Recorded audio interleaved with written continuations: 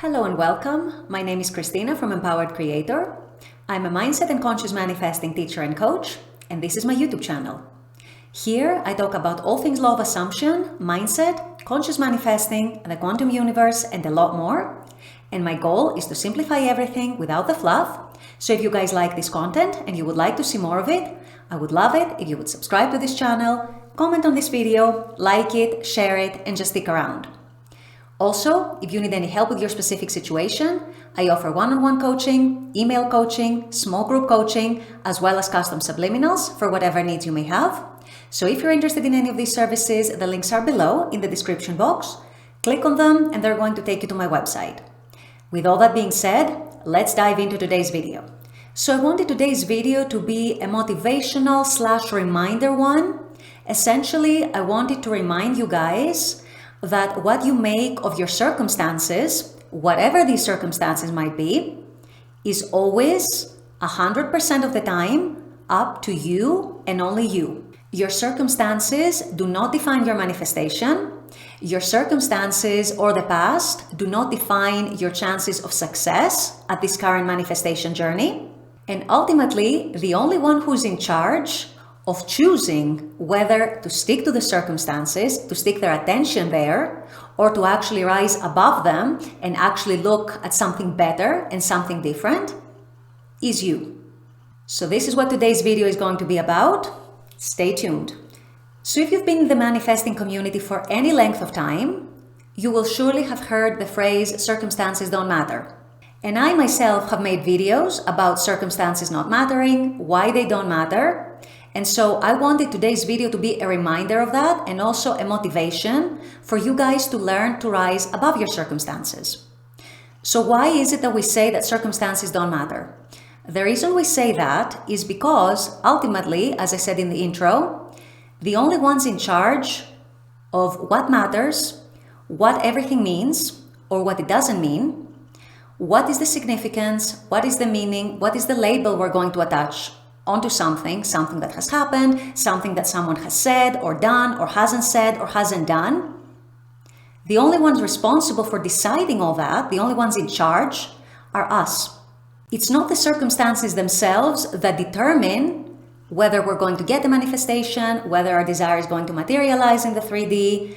No, it is actually us who decide at any given moment whether a particular circumstance matters, whether a particular circumstance is going to be a hurdle or a hiccup or a block to what we want, or whether it's in our way, or actually, conversely, if we're going to treat it as something that is temporary, something that if we remain indifferent to is going to shift, or it's going to stop mattering, or it's going to somehow change, or somehow switch in our favor. You never know how things happen. So if we decide to take the latter stance, to actually remain indifferent to circumstances and to assume that our desire is going to happen no matter what and regardless, chances are the circumstances themselves are going to change, they're going to shift somehow, they're going to stop being in our way, because guess what? They never were in our way to begin with. We were only under the illusion that circumstances mattered, that they were in our way, because this was where our mindset was. This is where we were stuck. This was where we chose to persist at the end of the day.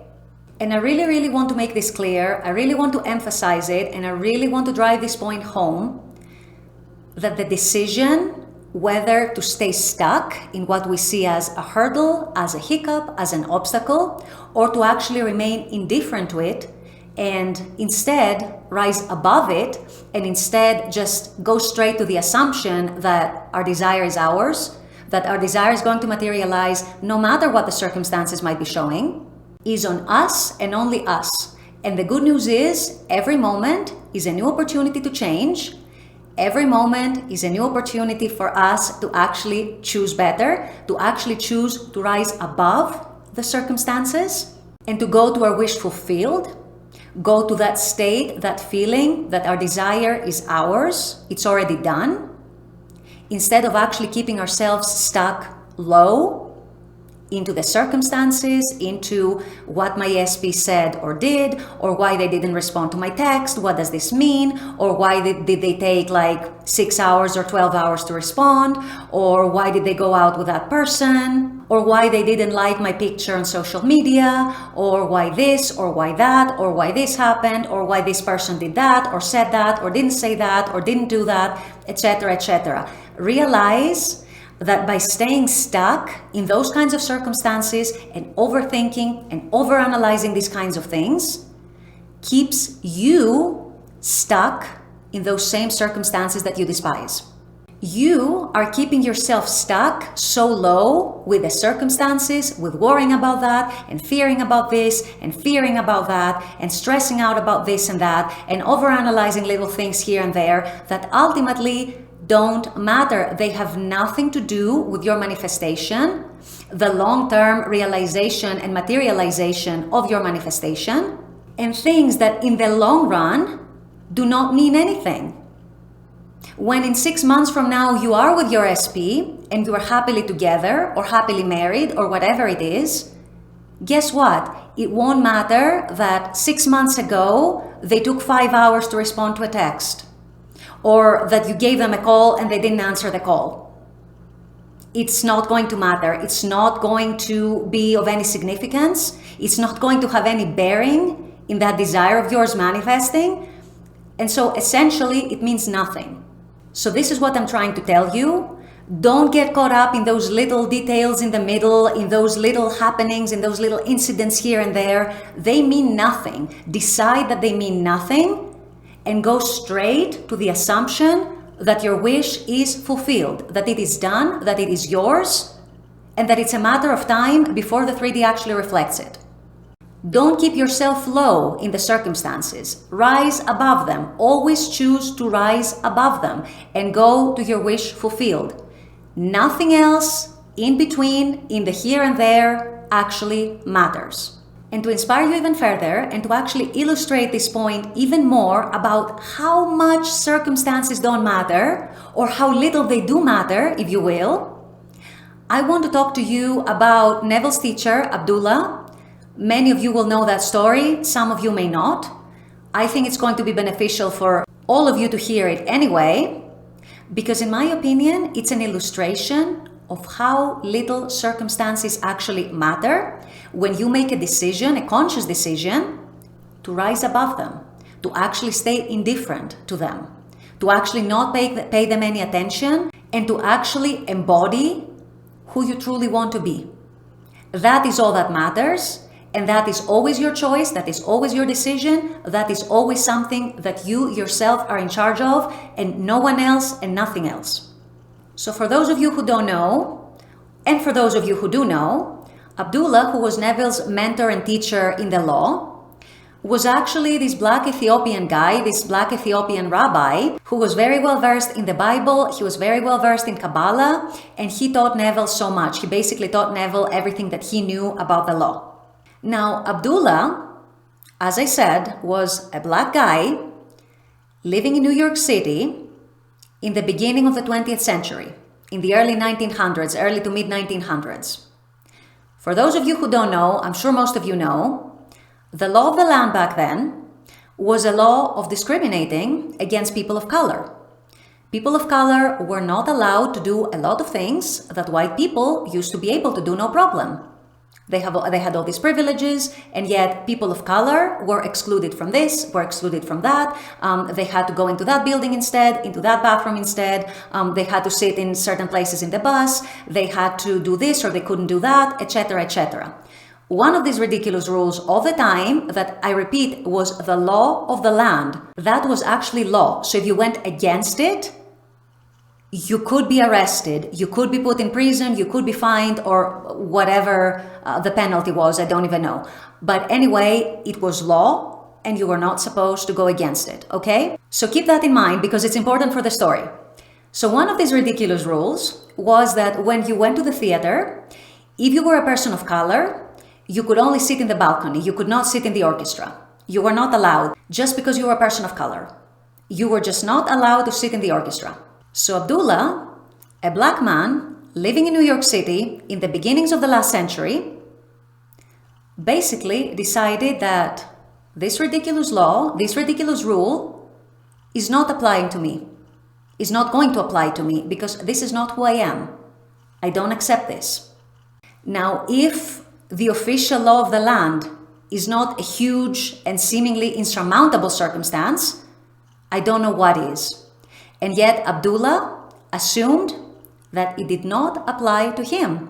Instead, what he would do, he would go to the theater, he would speak to the cashier, and he would ask for an orchestra ticket, actually, because remember, he was embodying a different self-concept. He was embodying a concept of someone for whom the ridiculous rules does not apply to. Okay, so he would go to the theater, he would speak to the cashier, and he would ask for an orchestra ticket, and he would even say, please, it needs to be in the first 6 rows. Guess what would happen every single time? No one would question him. No one would even dare say, but sir, you are a person of color, it's not allowed, it's against the law, whatever, blah, blah, blah, blah, blah. They would all comply, and they would all give him the ticket just as he asked. Orchestra ticket, first 6 rows. Every single time. The reason for that was because Abdullah knew the law. He knew that he could not allow the circumstances to define him. He could not allow the circumstances to define who he was and who he wanted to be. And instead, he would choose to rise above them. He would choose to embody the person who is actually respected just like everybody else, equally to everybody else, has equal rights to everybody else.